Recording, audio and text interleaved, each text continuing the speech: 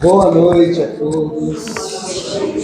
É sempre uma grande honra, uma grande satisfação, também uma grande responsabilidade estar aqui, procurar e trazer algumas palavras para que a gente possa aprender juntos.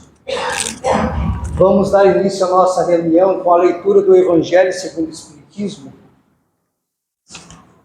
Em seu capítulo 11, amar o próximo como a si mesmo, o maior mandamento, item 4. Amar ao próximo como a si mesmo, fazer aos outros como quereríamos que nos fizessem, eis a expressão mais completa da caridade, porque ela resume todos os deveres para com o próximo. Não se pode ter, neste caso, guia mais seguro do que tomando como medida do que se deve fazer aos outros o que se deseja para si mesmo.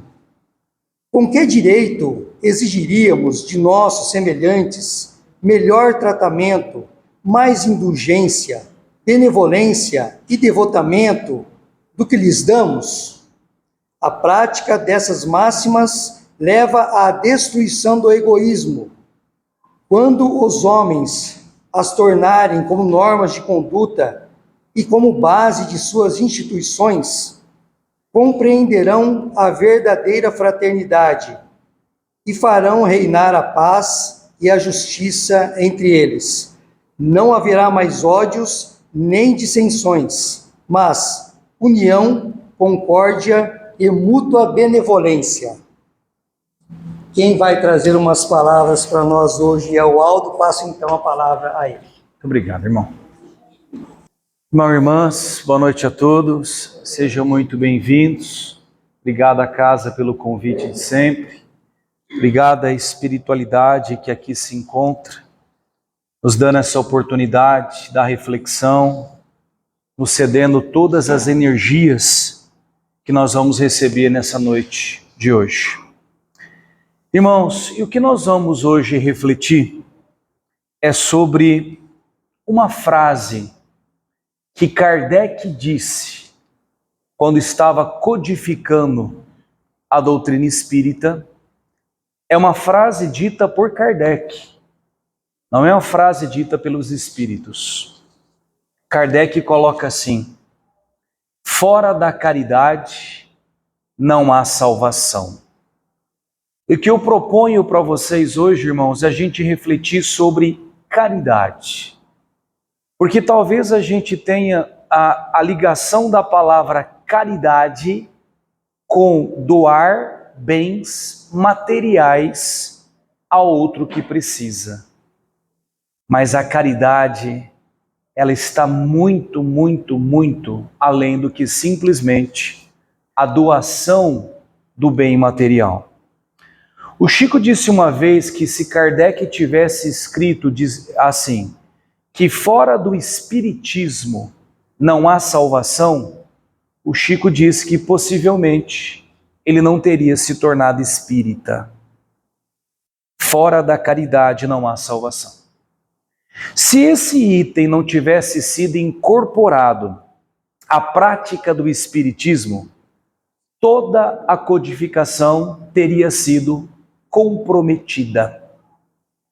Talvez nós não teríamos o avanço que o Espiritismo teve se essa prática fora da caridade não há salvação não tivesse sido incorporado na prática pelos espíritas lá atrás. Porque quando começou a história das mesas que giravam, que flutuavam, as mesas que batiam no chão, respondiam perguntas, que depois foi ver que eram os espíritos que movimentavam essas mesas. Com passado um certo tempo, ilusionistas, mágicos, começaram a se apresentar em teatros, fazendo truques de movimentação de mesas.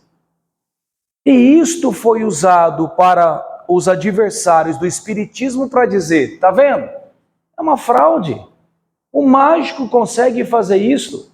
é um truque de ilusionismo, essa história de mesa. E outra coisa que acabou acontecendo é que alguns médiuns, que até foram companheiros de Kardec na codificação, começaram também a se apresentar, cobrando ingresso para manifestações mediúnicas em teatros da França. O que acontecia? A casa lotada, o médium no palco, esperando os espíritos virem para responder as perguntas. E o que acontecia na maioria das vezes? Eles não vinham, porque não era esse o objetivo. Mais uma vez sendo atacado. Tá vendo? Só publica essas coisas entre quatro paredes. Quando a gente está olhando, na verdade, o negócio não funciona. É truque. Corria sério risco se o Espiritismo tivesse ficado somente em termos de fenômenos. Só que o que aconteceu? Os adeptos do Espiritismo começaram a praticar essa caridade, e foi justamente a transformação verificada nos adeptos do Espiritismo, as suas ações em relação ao próximo, que chamou a atenção das demais pessoas. Escuta, aquele homem não é aquele homem avarento, ganancioso, que não repartia nada com ninguém? O que ele está fazendo agora, doando alimento para os mendigos na rua? Escuta, aquela senhora não é aquela senhora que tentou suicídio porque ela perdeu o marido, o filho, desistiu de viver? O que ela está fazendo agora, amparando, visitando os órfãos? Foi justamente essa transformação que se verificava nas pessoas que chamou a atenção. O Espiritismo melhorava, transformava corações antes duros e enfurecidos. Se não fosse isso, praticamente o Espiritismo talvez não teria chegado até onde chegou. O Espiritismo é uma filosofia de renovação espiritual, trazendo felicidade e paz aos corações. Kardec, no Livro dos Espíritos, ele faz uma pergunta ao Espírito de Verdade da seguinte maneira: qual é o verdadeiro significado, o verdadeiro sentido da palavra caridade, como entendia Jesus? Se Jesus estivesse aqui e ele fosse definir caridade, como é que Jesus definiria caridade? E ele responde: benevolência para com todos. Ou seja, seja bom com todos. Indulgência para as imperfeições dos outros. Ou seja, seja tolerante para com as diferenças e perdão das ofensas. Jesus definiria caridade: ser bom, ser tolerante e perdoar. Irmãos, na definição dada, tem alguma coisa nessa definição de bens materiais? Ele falou alguma coisa de entregar sopa, roupa, dinheiro, esmola para alguém? Não. A caridade, como Jesus entende, é a caridade moral. E eu te pergunto, irmão, é a mais fácil ou é a mais difícil? É a mais difícil.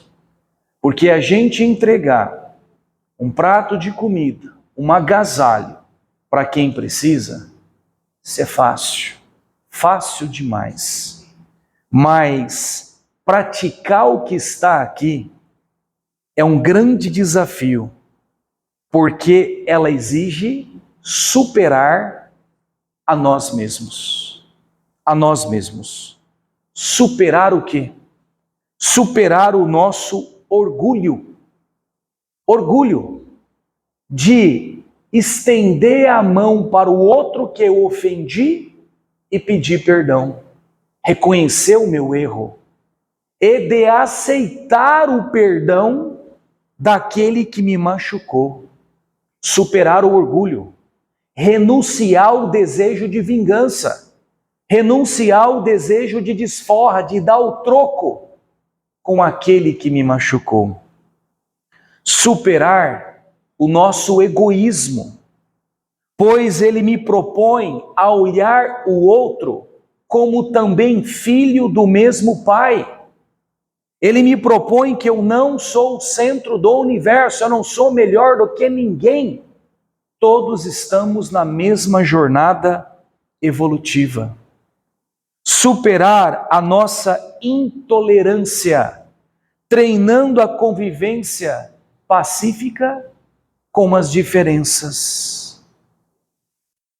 Cor, posição sexual, opção sexual, posição social. E você sabe a grande sacada da tolerância? A grande sacada da tolerância é que eu não preciso pensar como você pensa. Eu não preciso fazer o que você faz. Eu não preciso concordar com você. Mas eu tenho que respeitá-lo. Só isso. Só isso.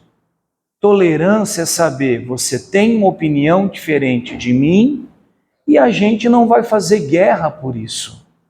Não importa se o teu presidente é diferente do meu, não importa se o teu time de futebol é diferente do meu, não importa se você pensa assim, eu penso assado. A gente não tem que pensar do mesmo jeito, mas a gente tem que se respeitar, se olhar como seres em evolução, em construção. E quando Kardec fala que fora da caridade não há salvação, por que não há salvação? Por que ele colocou isso? Parece que é uma regra que se a gente praticar simplesmente mecanicamente, eu vou evoluir espiritualmente.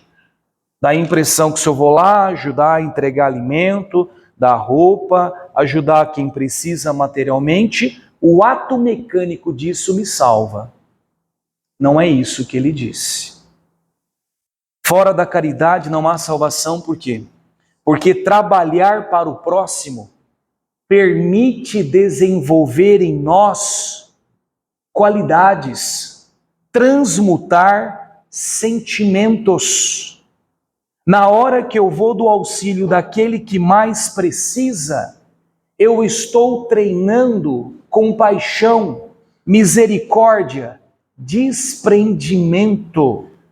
A hora que eu vou no auxílio daquele que precisa, a gente percebe que às vezes nós choramos de barriga cheia, porque nós olhamos sempre para cima e falamos, eu não tenho aquilo, eu não tenho aquilo, eu queria ter aquilo, eu queria ter aquilo.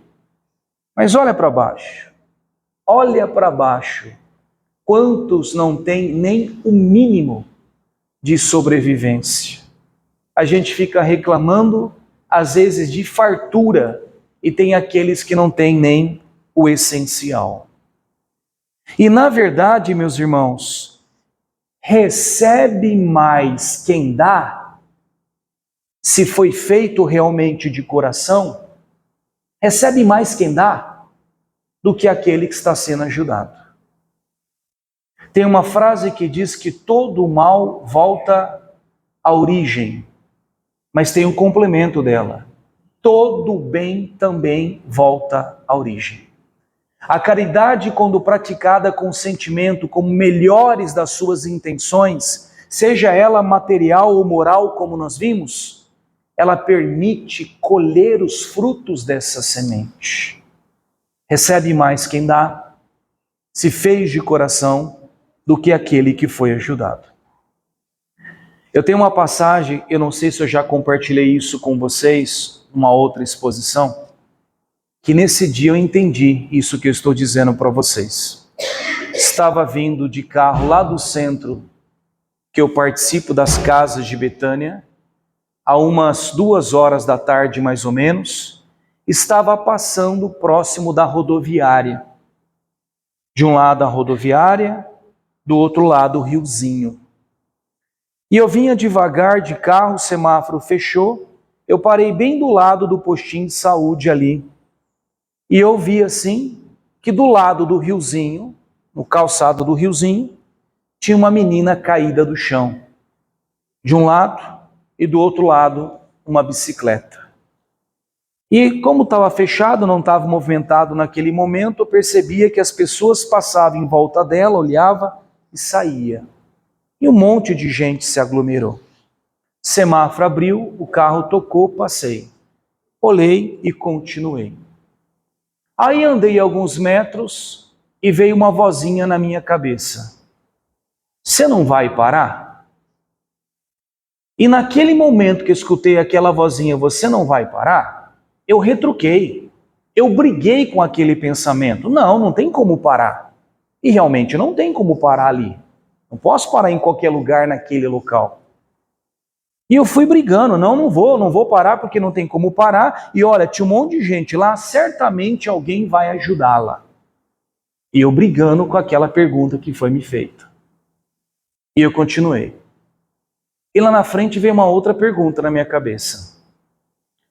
E se fosse a sua filha? E eu tenho 2 meninas. E na época, a minha filha mais velha, Clara, parecia com aquela moça que eu vi de cabelo enrolado, caracolado. A hora que veio isso, se fosse a sua filha, eu não sei o que eu fiz. Eu parei em algum lugar, não me lembro onde, corri até a menina. Tentei ajudá-la, ela não quis me ajuda, começou a me xingar, a se debater, ela não estava no estado perfeito. Tentei levá-la para o postinho ali, que era só atravessar a rua. Ela não aceitou. Respeitei, ela ficou onde estava, eu voltei para o carro. Mas naquele dia, eu entendi uma coisa que eu só entendia racionalmente, mas não emocionalmente.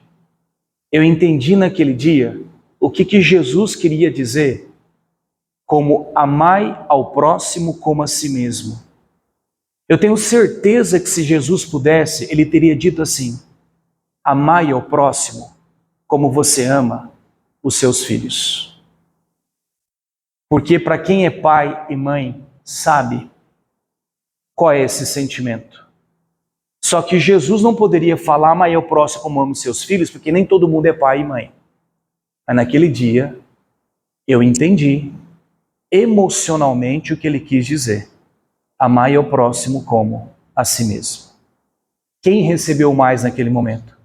Fui eu. Fui eu que recebi naquele momento. Porque eu senti o que ele quis dizer com isso. E olha outra coisa. Quem garante que aquela menina não foi minha filha em outra vida?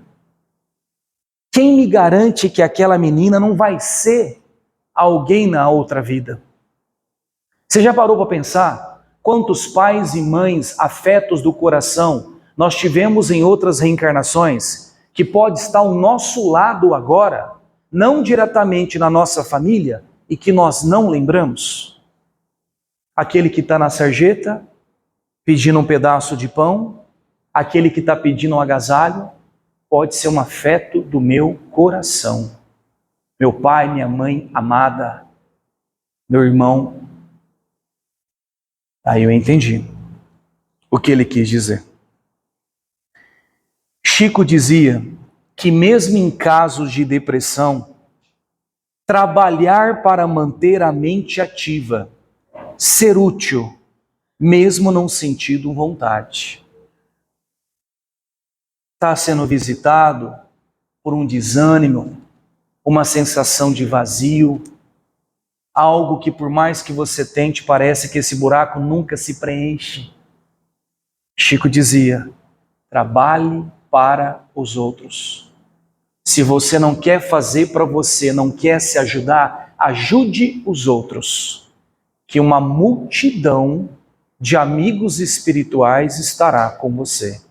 Mesmo que você não sinta vontade nesse momento, dê o primeiro passo. Nós fizemos, irmãos, um planejamento reencarnatório antes de reencarnar. A gente fez alguns roteiros. Quero fazer isso, aquilo, quero trabalhar nisso, vamos lá. Só que quando a gente reencarna, pelo tumulto da vida, a gente acaba seguindo caminhos diferentes.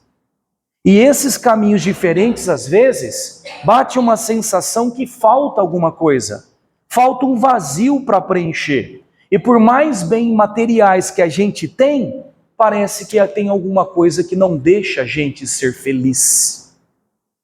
Eu saí da minha rota. Eu vim não somente para conquistar materialmente as coisas. Eu vim também para fazer alguma coisa lá dentro pelo meu espírito, pelas minhas emoções.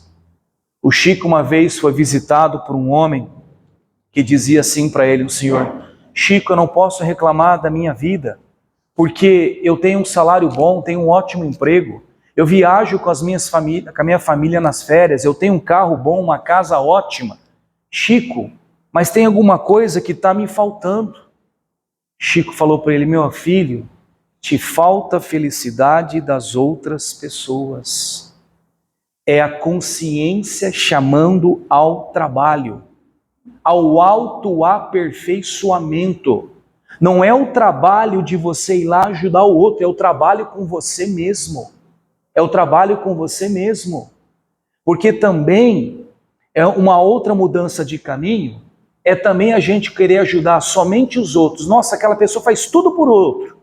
Nossa, olha que sensacional, um santo. Só que, irmão, a gente pode voltar para o plano espiritual sem ter feito nada por nós mesmos. Ajudamos tanto, mas não evoluímos nada. Eu fiquei no mesmo patamar. Evolução espiritual, eu não fiz nada. Então precisamos esse autoaperfeiçoamento por nós mesmos. E como fazer isso? Treinando. Joana de Ângeles diz que ninguém vai evoluir se não treinar. Ninguém aprendeu a andar de bicicleta sem ralar o joelho, sem cair. Mas aprendeu por quê? Porque montou novamente na bicicleta. Alguém que toca piano, por acaso, começou a tocar de maneira magnífica? No começo começou a incomodar os vizinhos com barulho, mas não desistiu. Evolução espiritual é treinamento.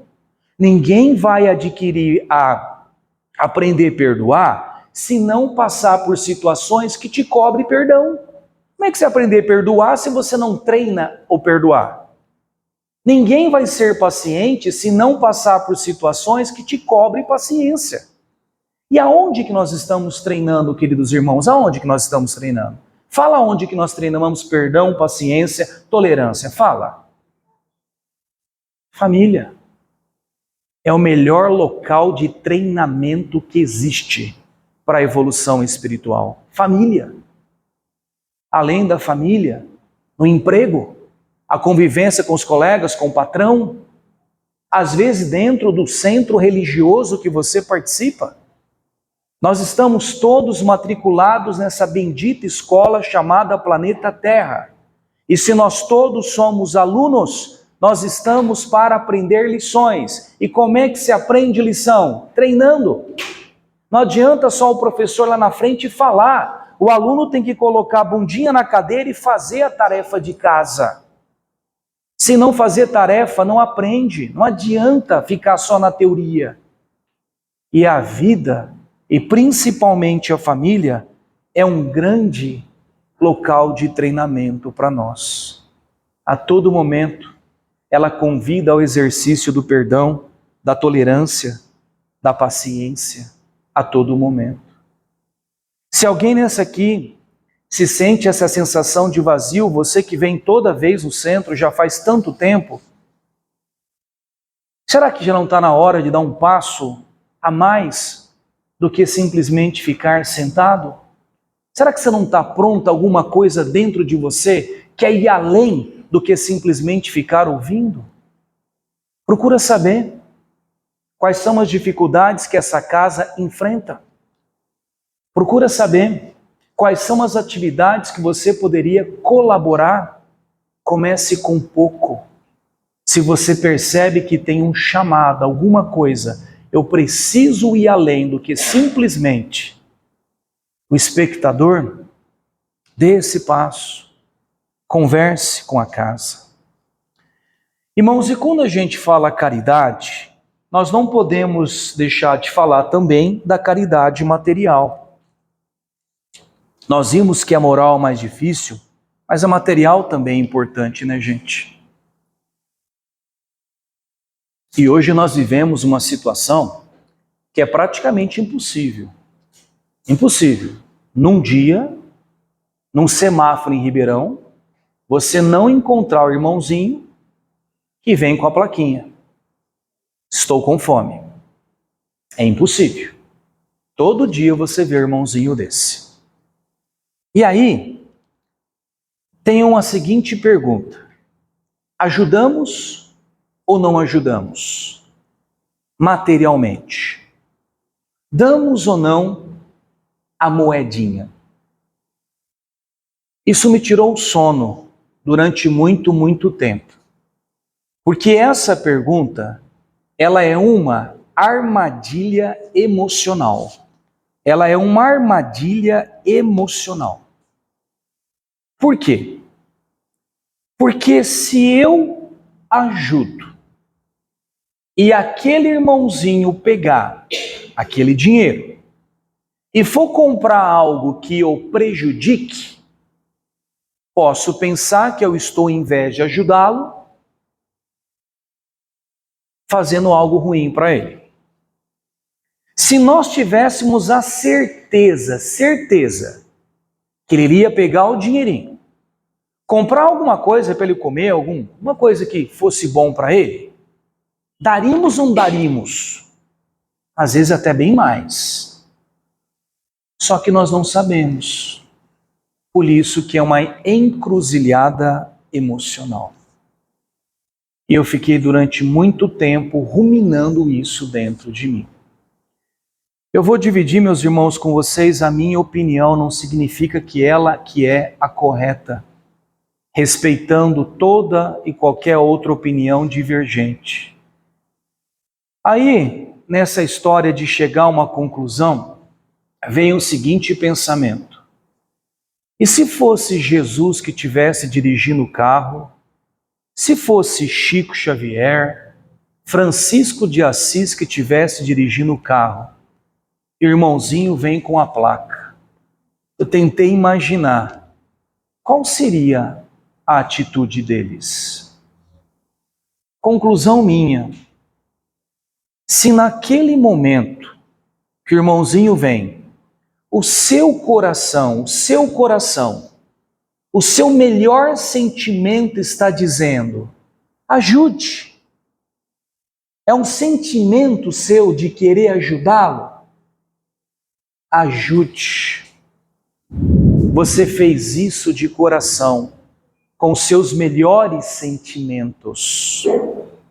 Mas Aldo, e se o irmãozinho pegar aquilo para comprar algo que vai prejudicá-lo? Você fez a sua parte. Você deu de coração.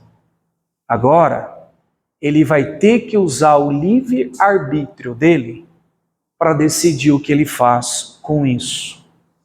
Que se ele semear coisas ruins, ele vai ter que colher. E eu falo isso, gente, de dar de coração, de sentimento, porque é bem melhor do que aquele dar, aquela esmola que na verdade deprime. Eu dou para a pessoa parar de me incomodar. Eu entreguei para a pessoa sair de perto de mim. Isso é pior que tem. Então, se o teu coração está dizendo, ajude, ajude, é um sentimento que está passando isso por você. E olha, irmãos, se às vezes a gente nessa caminhada, a gente às vezes não tem nem nada para dar no carro, mas eu posso muito bem abaixar o meu vidro e olhar no olho dessa pessoa e dizer, não tenho nada, mas fique com Deus. Fique com Deus. Como essas pessoas são maltratadas. Passa, a pessoa finge que nem a pessoa está do lado. Quanto que eles ouvem. E às vezes ali, se meu fique com Deus, olhar no olho dele, talvez eu não tinha nada de material para dar. Mas quem sabe aquela minha energia não conseguiu alimentar o corpo, mas conseguiu alimentar um pouquinho do espírito dele. Tratado de uma maneira diferente. Falar para vocês, irmão, que isso é uma coisa que me deixou em paz, não me deixou até hoje. O tanto que no carro hoje eu ando com bolachinhas. Compro as bolachinhas lá, aquela clube social, o irmãozinho vem, então a plaquinha é estou com fome, né? Então, vou dar alguma coisa para fome, a bolachinha. E a gente percebe que muitos quando pegam a bolachinha, ficam decepcionados, né? Porque não queria a bolachinha. Mas é isso. E olha, essa história de caridade moral é a mais preciosa, porque ela alimenta o corpo e o espírito. Tem um outro tapa na cara delicioso que eu tomei uma vez. Estava no antigo supermercado Extra, aquele que fechou na Vargas, e lá tinha uma pracinha de alimentação. A minha filha Clara era pequenininha, ela queria comer um lanche, nós fomos naquela pracinha lá. E aí eu percebi, quando eu estava na fila assim, que tinha dois menininhos sentados numa mesa e eles olhavam as pessoas passar com aquela bandeja de batata frita, de Coca-Cola, hambúrguer, e percebia que eles não tinham condições de comprar. Aí eu pensei comigo, então eu vou comprar para minha filha, eu já compro para eles. Só que lá na frente da fila, percebi assim que estava sendo atendida uma mulher vestida muito bem, um vestido assim muito bonito, um colar de pérolas, um brinco bonito. Uma mulher que a gente percebia que tinha posses materiais. Ela pegou uma bandeja, saiu, a fila andou, eu andei. Aí de repente, eu não sei por que eu olhei do lado, ela pegou o lanche e colocou para os menininhos. Ela comprou para eles. Eu falei, puxa, que bom, né? Eles vão comer. Aí comprei o lanche e vim para sentar com a minha filha escolhendo uma mesa. E eu vi que essa mulher, ela levantou da mesa que ela estava com os familiares, ela levantou da mesa com os familiares e veio sentar na mesa com os menininhos. Eu, como não tinha sentado, falei para minha filha, vem cá, vamos sentar aqui perto. Aqui vai sair coisa boa. Enquanto ela comia, eu só tentando ouvir o que acontecia na mesa ao lado. E as crianças comia. De repente, essa senhora me vira para as crianças e fala, meninos, nunca se esqueçam de seguir o caminho do bem. Que lanche foi aquele? Eu não tinha passado pela minha cabeça de sentar com os meninos. Não me passou isso, essa possibilidade. Ela deixou os familiares dela e veio sentar com os meninos. Ela não alimentou somente o corpo deles, ela veio dar algo a mais. Nunca se esqueçam de seguir o caminho do bem. É isso que Jesus fala com caridade. É isso. É doar os nossos melhores sentimentos para aqueles que precisam. Irmãos, uma outra faceta da caridade que eu tenho que reconhecer que eu tenho muita dificuldade é que caridade também é saber receber. Caridade também é saber receber. Porque às vezes a gente, como falei, faz muito para os outros, e quando os outros vão fazer para a gente acha que está incomodando, não quer. Só que a gente esquece que da mesma forma, quando eu faço, me sinto bem, por que negar ao outro a possibilidade dele sentir bem ao fazer algo de bom para mim? E isso é um outro tapa na cara que eu tenho. A minha segunda filha, quando era pequenininha, Glória, 5 aninhos, andava na cadeirinha de trás do carro e eu passando na rua, semáforo fechou e veio um rapaz vendendo docinho. O nome dele é Marcelinho. Hoje ele trabalha lá de Ederiksen com cruzamento com a 9 de julho, Portugal. Hoje ele está lá. Naquela época ele estava na Vargas. E o Marcelinho ele tem dificuldade de fala e de locomoção. Mas acontece o que acontece, ele está debaixo de sol vendendo o docinho dele. E nesse dia eu parei o carro, o Marcelinho veio, eu até conhecia dele, Marcelinho. Quer um docinho? Falei, Marcelinho, hoje eu não tenho dinheiro para comprar o docinho. Não tenho. Não tinha nada mesmo, só cartão. Aí a minha filha de trás da cadeirinha falou, pai, eu quero. Falei, filha, o pai não tem para comprar hoje, tá? Aí ele pegou um docinho, uma balinha e falou, ó, dá para ela. E aquilo ficou na minha cabeça, como? Eu tinha que fazer alguma coisa para, na minha estupidez, pagar aquela atitude de carinho que ele teve com a minha filha. Na minha cabeça eu tinha que pagar.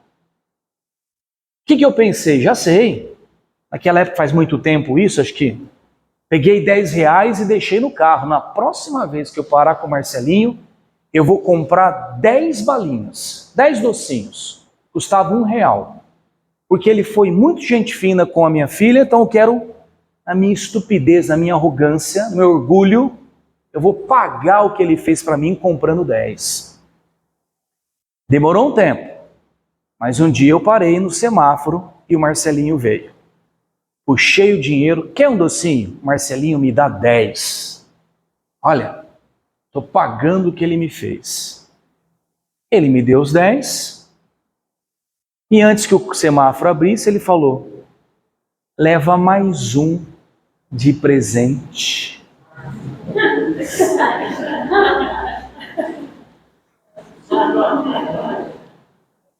Irmãos, não tem como pagar, né? O que é feito de coração não tem preço e não tem como pagar. Eu devia ter, não estava pronto para entender que a minha maior resposta seria agradecer e aceitar de coração. Obrigado, irmãos. Fiquem com Deus.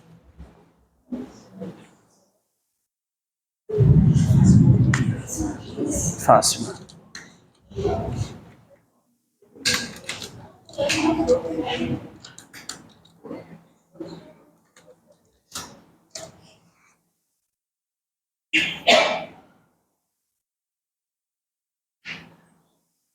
Querido Mestre Jesus, queridos amigos espirituais dessa casa, queremos agradecer as energias que recebemos e vamos ainda receber,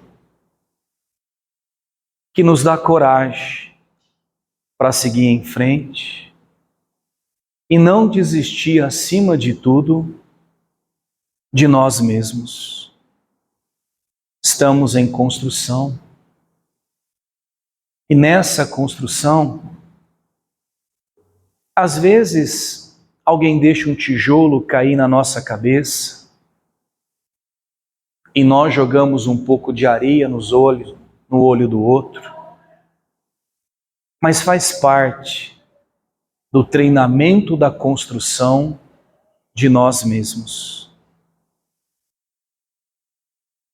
Nos ajuda, querido Pai, a treinar cada vez mais dentro de nós a tolerância, a bondade e o perdão.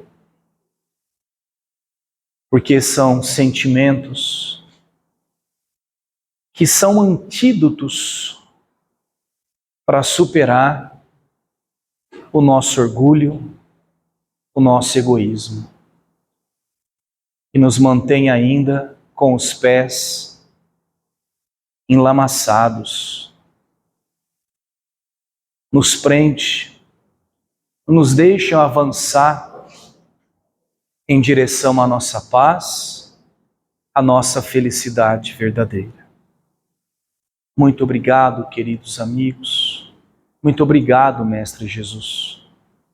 Porque além de ter ensinado, falado, exemplificou, mostrando para todos nós os caminhos que devemos percorrer. Que assim seja.